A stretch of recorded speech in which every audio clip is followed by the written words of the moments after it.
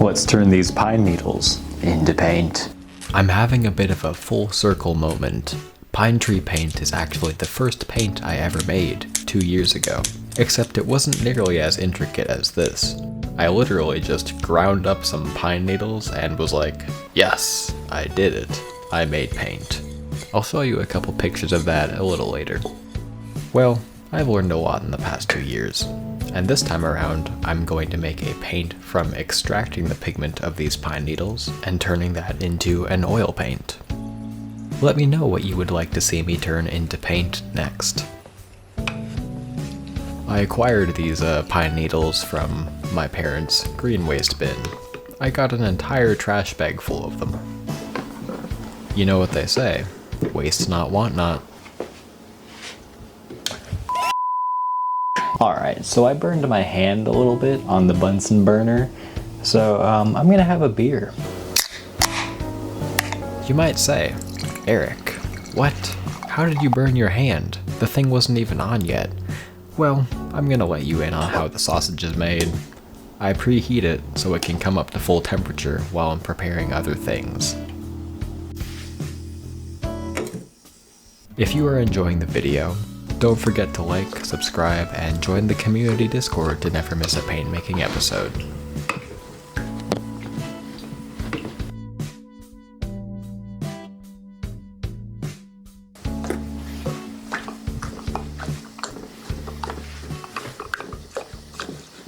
I would like to take a moment to say thank you to my patrons. I really appreciate your support, and everything is going right back into making better videos for everyone to enjoy. If you would like to support me, my link is in the description. So while we let this sit for about 2 hours, we want to let it come up to a simmer, or as hot as this Bunsen burner can get. Thank God it can't boil liquid, otherwise I probably would have lost my hand. But it's good enough to give you a blister. But I'm gonna go ahead and enjoy this Stone IPA. Not sponsored, but hey, I love your beer.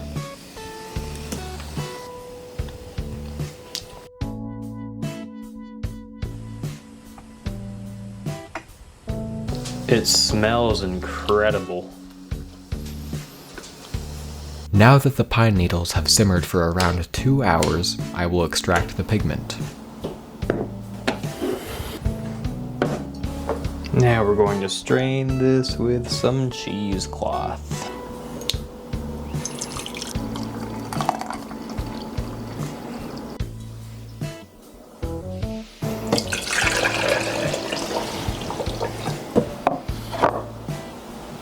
I begin with alum.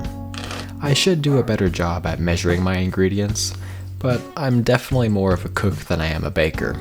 I just eyeball it.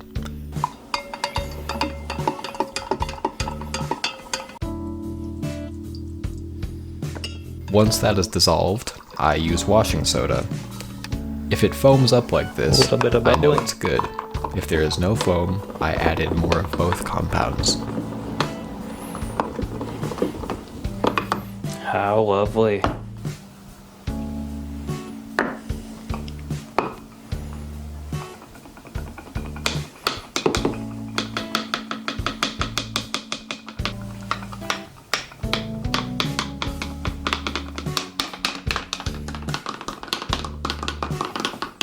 Oops. That's a snack for Greg.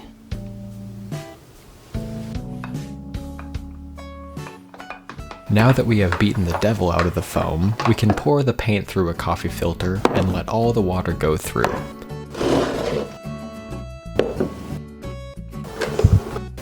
Alright, so now we have to tie this down, which is the most difficult part for me, because I use rope as an aesthetic.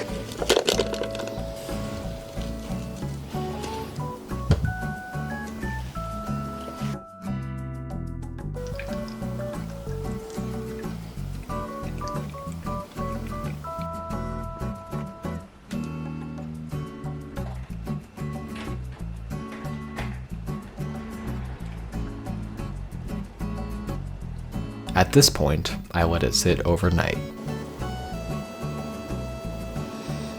The paint takes around 3 to 4 days to dry.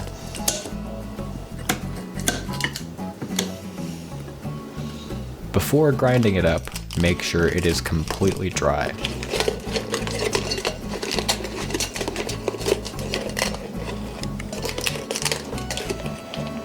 Alright. There's still quite a bit of pigment in there. I could probably go through and do a second extraction. That it came off a lot easier.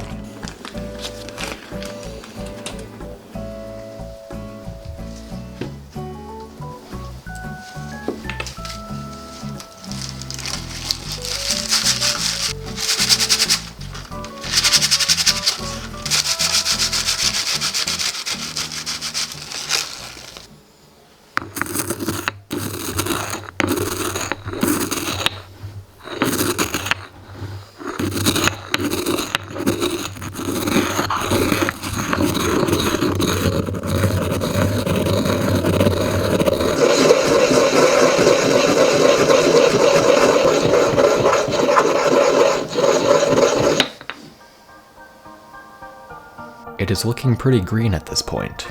Let's see how it turns out when we mull it with linseed oil.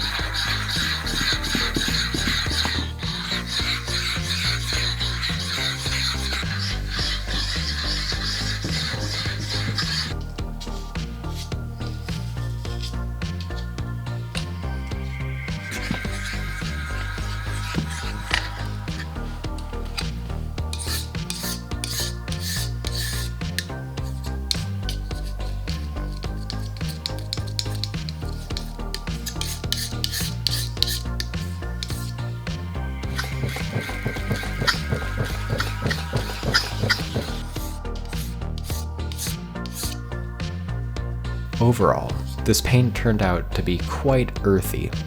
I was hoping for a much more intense green color. It is pretty muted, although I can still see it being put to good use. It looks very nice when mixed with some titanium white. The yield I got from that amount of pine needles is a bit underwhelming, and I am sure there is a more efficient way of extracting the pigment. On a scale of 1 to 5, I think this will be a 3. I personally enjoy earth tones and green, but I would have appreciated it if it was a little bit more vibrant. Let me know what you think. I hope you enjoyed my first full-length video of paint making. I have a lot more on its way, and the quality production will keep increasing. So see you soon. Thanks for watching.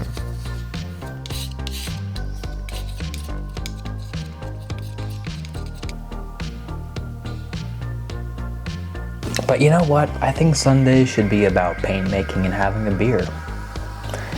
I think that's my new thing.